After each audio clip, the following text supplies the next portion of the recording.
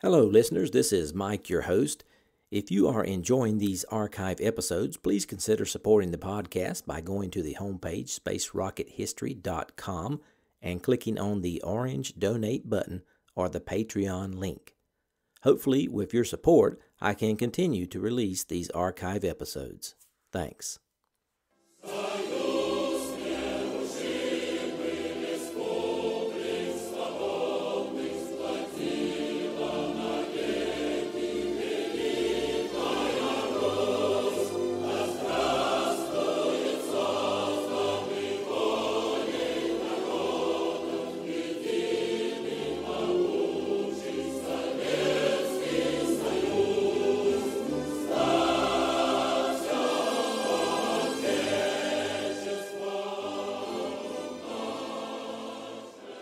Hello and welcome. This is Michael Annis, and you're listening to episode 172 of the Space Rocket History Podcast. And now, Soyuz 4 and 5, World's First Space Station. The Soyuz program was intended to rejuvenate the Soviet space program by developing space rendezvous and docking capability and practical extravehicular activity without tiring the cosmonaut, as had been demonstrated by the U.S. in the Gemini program. These capabilities would be required for the Soyuz space station program. Soyuz 1, covered in episodes 139 through 141, was launched with the goal of docking with the manned Soyuz 2 craft. But even before the second craft was launched, problems with Soyuz 1 made it clear that Soyuz 2 had to be canceled before the landing of Soyuz 1. This probably saved the lives of the three-man Soyuz 2 crew. I'm sure you all recall Soyuz 1 ended with the death of cosmonaut Vladimir Komarov on April 23, 1967, due to a faulty parachute system. Soyuz 2 would have flown with the same defective system as Soyuz 1. As a result, the Soyuz spacecraft was revised for Soyuz 2 and 3 in 1968. In the meantime, the Soviets did perform a semi-successful docking in automatic mode with Cosmos 186 and Cosmos 188, as covered in episode 143. Soyuz 2 and 3, covered in episode 158, was an attempt at the first Soviet manned docking with an unmanned Soyuz vehicle. Cosmonaut Georgy Beregovoy piloted the Soyuz 3 and attempted to dock with the unmanned Soyuz 2. Beregovoy successfully rendezvoused, but he could not dock with Soyuz 2, which brings us to Soyuz 4 and 5. The objective of this mission was to dock two manned Soyuz 7K OKs and transfer two cosmonauts from Soyuz 5 to Soyuz 4 by means of a spacewalk, and then safely return both crews to Earth. Now let's get to know the four cosmonauts of this mission. The commander of Soyuz 4 was Vladimir Shatilov. He was born in 1927 in Petropavlovsk, North Kakistan Oblast. He graduated from Kachinsk Military Pilot School in 1949. He graduated from Monino Military Academy in 1956. He earned his technical science degree in 1972. He was married and had two children. He was selected as a cosmonaut in 1963, and he went through his basic training from January of 63 to January of 1965. After completion of his basic training, Shatilov was initially assigned to Voskhod 3, but that flight was canceled just 10 days before launch. Chief designer Korolov's successor, Vasily Mishin, canceled Voskhod 3 because he wanted to concentrate on Soyuz. Soyuz 4 was Shatilov's first of 3 flights. He also flew in Soyuz 8 and 10. After his cosmonaut career was over, Shatilov succeeded General Nikolai Kamanin as commander of cosmonaut training from 1971 through 1987. Eventually, he was made the aide to the Commander-in-Chief of the Air Force. He retired from cosmonaut-related duties in September 1991 and from active military duty in 1992. Next, we have the flight engineer of Soyuz 5 and one of the two spacewalkers, Alexei Yelizhev. Yelizhev was born on July 13, 1934, in Zendra, Kaluga Oblast, with the name Alexei Kuraitis. Alexei's father was Lithuanian, and he was arrested and sent to a gulag in 1939.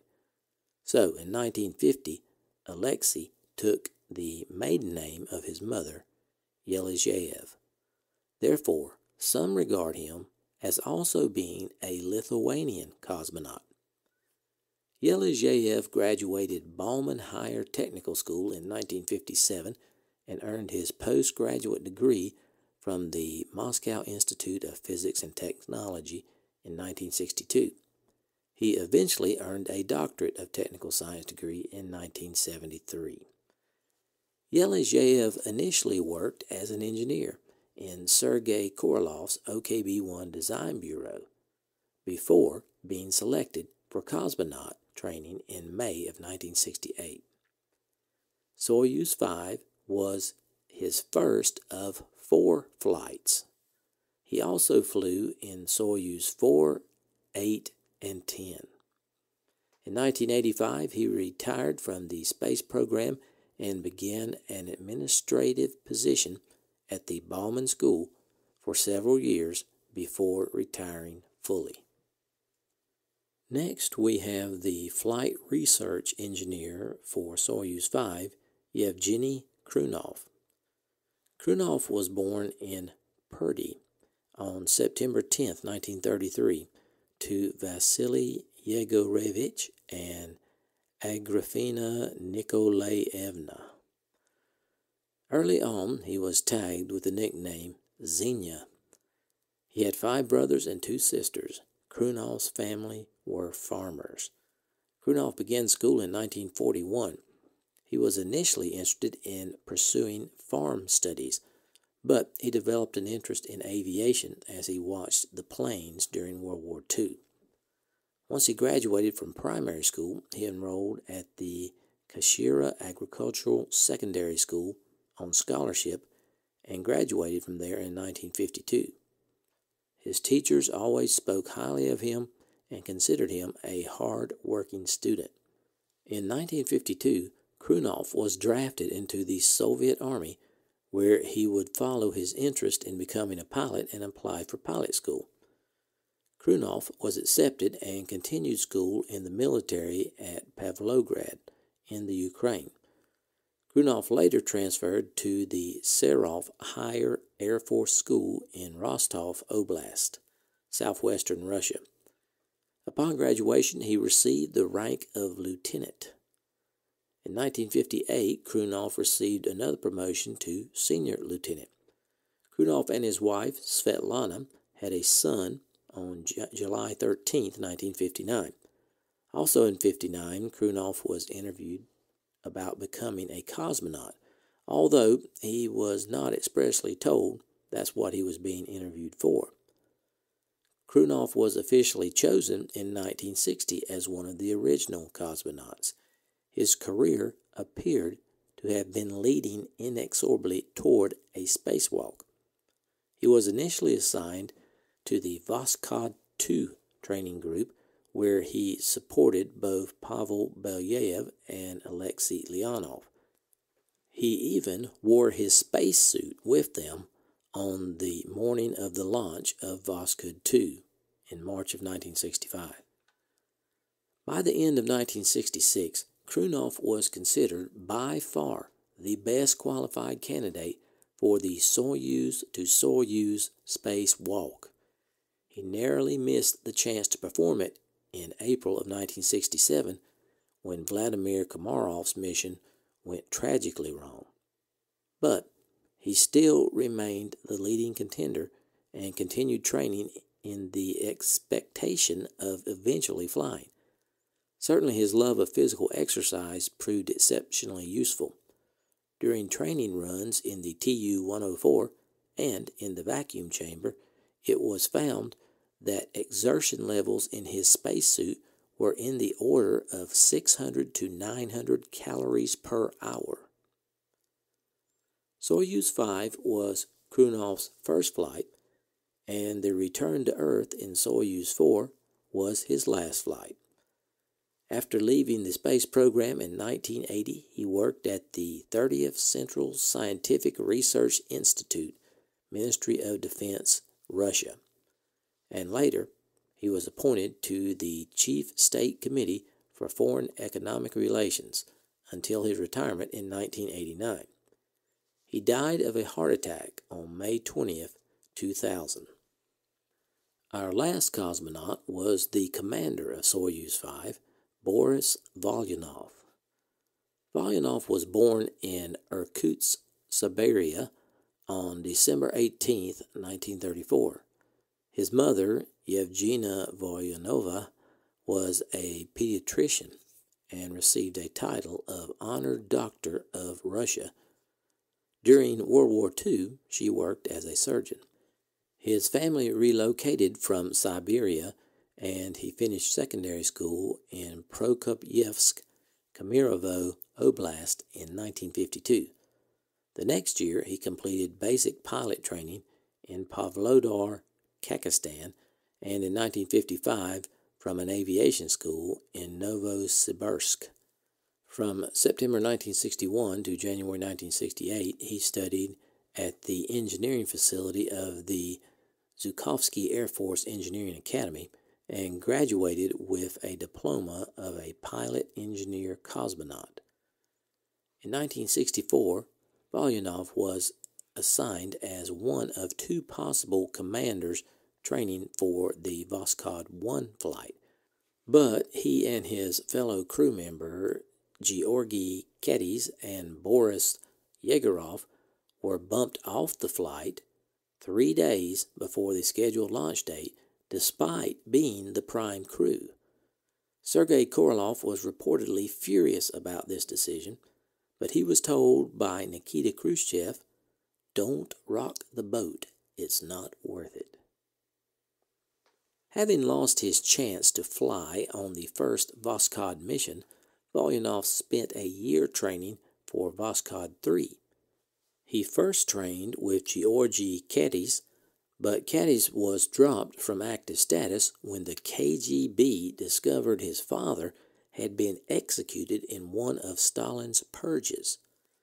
Volyanov was then teamed up with Viktor Gorbatko and then Georgy Shonin, but following the death of Sergei Korolev in January 1966, Volyanov was transferred to the Soyuz group and later assigned as a backup for Soyuz 3.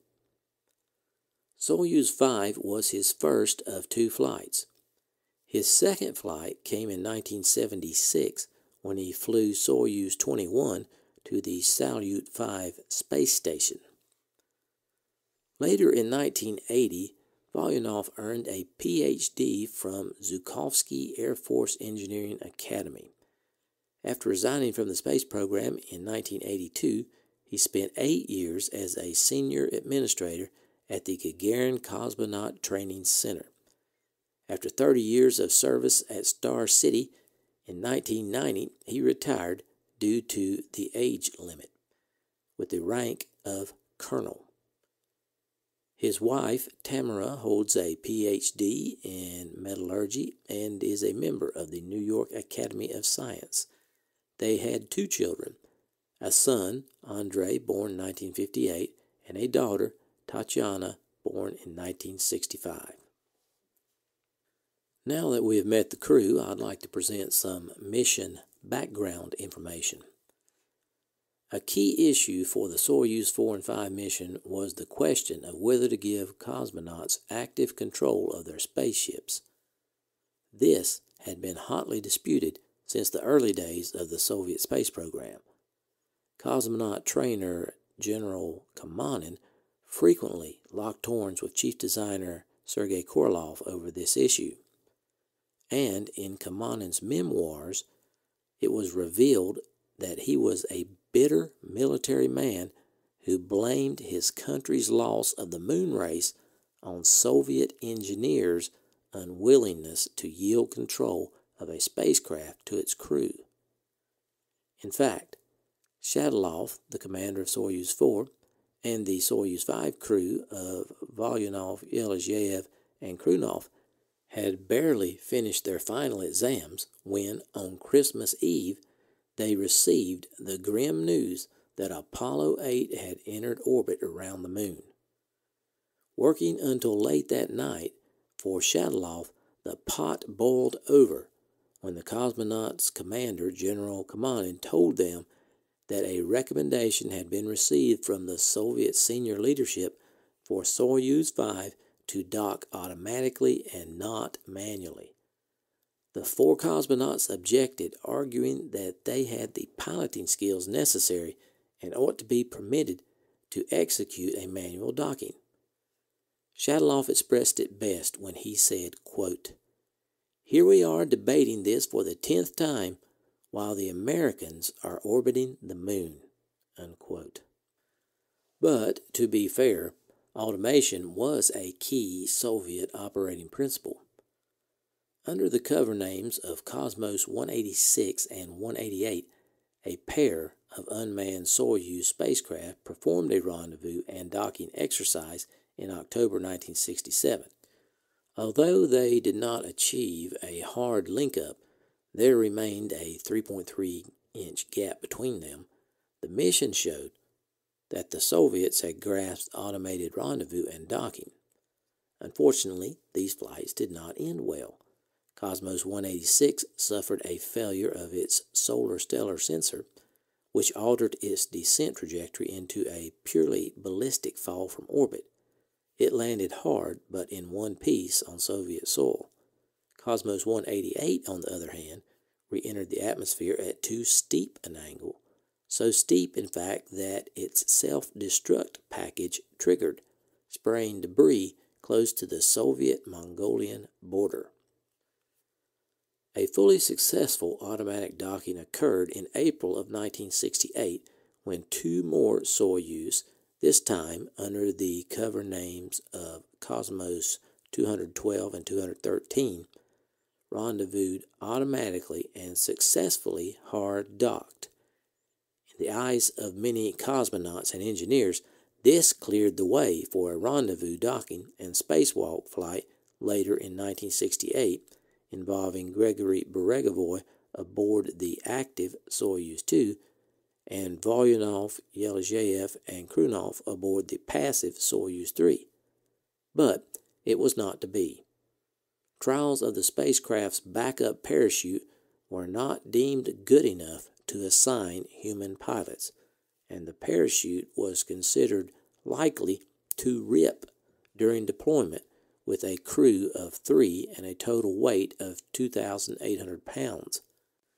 To solve the weight problem, Chief Designer Mission proposed reducing the Soyuz 3 crew to only 2 men and postponing the risky spacewalk to a later mission. Others, including Keldysh, head of the Soviet Academy of Sciences, were even more cautious, refusing to endorse any manned flights until another automated test had been successfully performed. Their reluctance was understandable. The previous year, Soyuz 1 had been lost and its pilot, Vladimir Komarov, killed when both the primary and backup parachutes failed. By the end of May 1968, a compromise was suggested by Mission. 2 Soyuz would dock in orbit, one of them unmanned, the other carrying a single cosmonaut. Assuming the success of that flight, the next cruise would attempt the transfer mission, perhaps as early as September 1968. Dmitry Ustinov, the head of all Soviet missile and space projects during this period, demanded an entirely automated flight. This would slip the intended August date for the manned mission until October at the earliest. On June 10th, the Soyuz State Commission convened and decided to launch the automated flight in July, followed by the joint mission with Beregevoy in September and the docking and spacewalk mission in November or December. To this, Ustinov added a provision that the spacewalk should transfer not one, but 2 cosmonauts. His request was borne out by Boris Volyanov, whose work in a training version of the bulky spacesuit had revealed a major obstacle. A single spacewalker risked getting stuck in the hatchway between the Soyuz descent and orbital modules. Moreover, if he then experienced difficulties getting outside, there would be no one to help him. The commander in the sealed-off descent module would be unable to assist, making a pair of spacewalkers, Yelizhev and Krunov, capable of supporting each other. This, according to Ustinov, was the only safe and practical option. But to others it seemed more prudent to adopt a mission plan whereby only one of the spacewalkers would actually perform the external transfer, and both missions would return to Earth with crews of 2. This avoided the risk of bringing a Soyuz back to Earth with 3 men and a potentially dangerous parachute situation. But by the end of September 1968, the parachute problems seemed to be solved, and the original plan for both Yelizhev and Krunov to spacewalk over to the other craft was reinstated. During all this debate, another potential stumbling block occurred. It was the size of the hatch. The Soviet spacesuit manufacturer advised General Kamanin that OKB-1 had restricted the diameter of the orbital module's hatch to just 26 inches.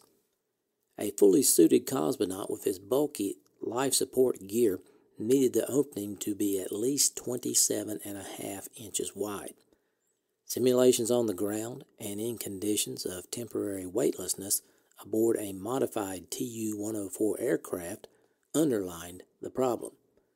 When fully pressurized, the suit swelled to 25.5 inches, just a little less than the diameter of the hatch itself, and the men simply could not get through the hatch without twisting and contorting their bodies in remarkable feats of gymnastics. Kamanin deemed the situation wholly unacceptable, and he persuaded Mission to enlarge the hatch on all subsequent orbital modules to 28 inches. In the meantime, Cosmos 238 was launched in August and apparently conducted at least one major maneuver before touching down after a near-flawless 4-day flight. Finally, on October 25th, the unmanned Soyuz 2 was launched, followed by Beregevoy aboard Soyuz 3 the next day. During his mission, Beregevoy managed to rendezvous with his automated target, Soyuz 3, but did not physically dock with it. This perplexed Western observers for many years.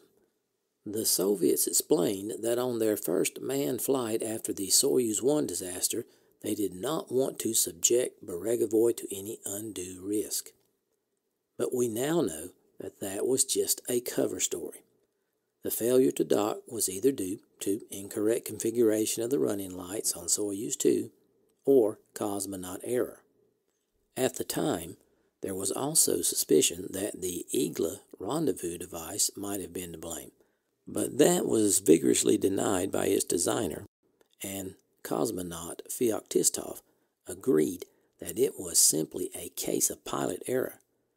Beregevoy's failure to notice the orientation mismatch with Soyuz 2 caused him to waste all the fuel intended for ship docking and forced managers to cancel the remainder of the rendezvous.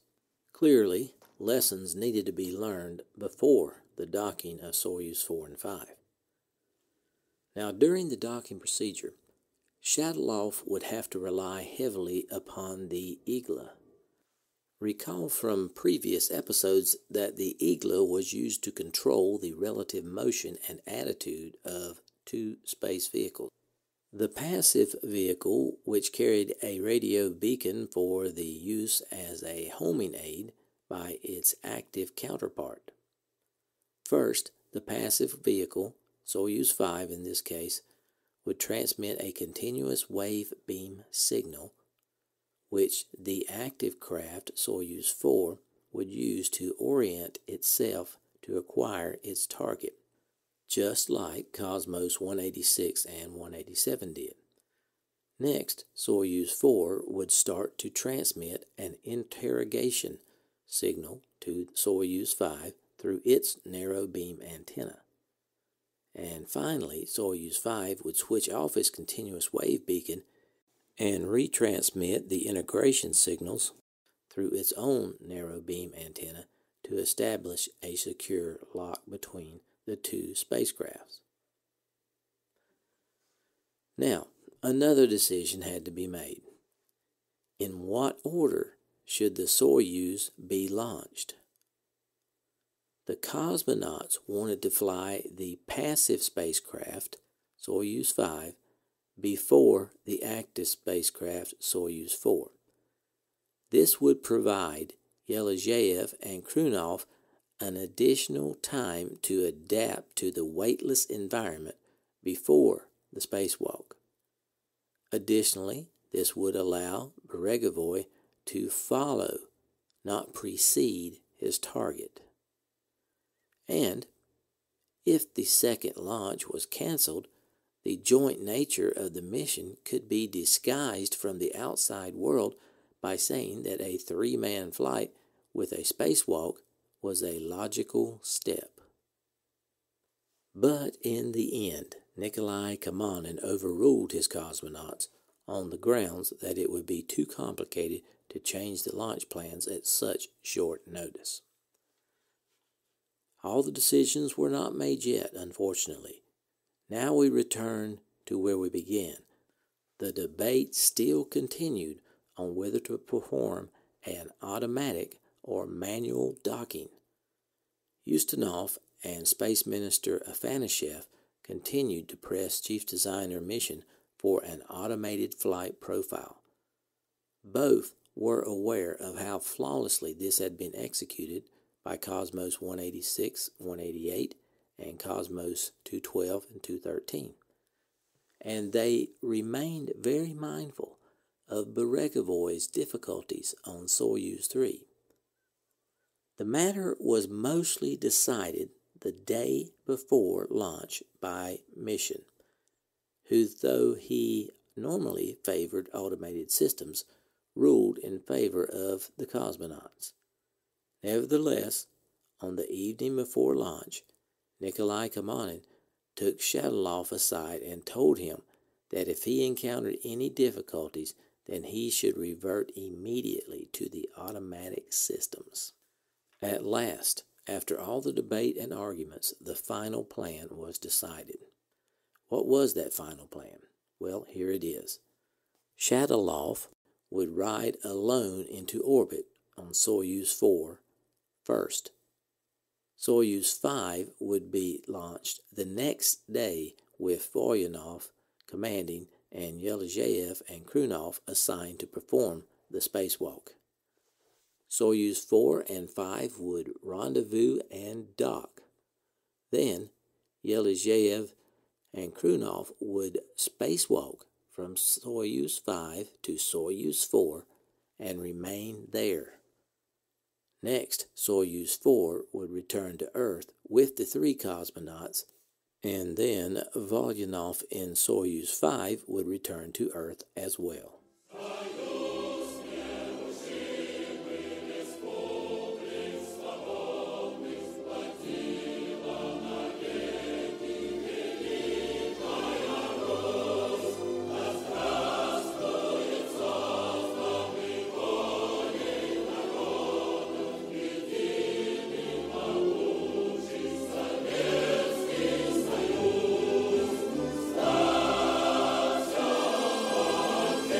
for listening to this archived episode of the Space Rocket History Podcast. If you are financially able, please support the podcast by going to the homepage, spacerockethistory.com, and clicking on the orange Donate button or the Patreon link. Thanks.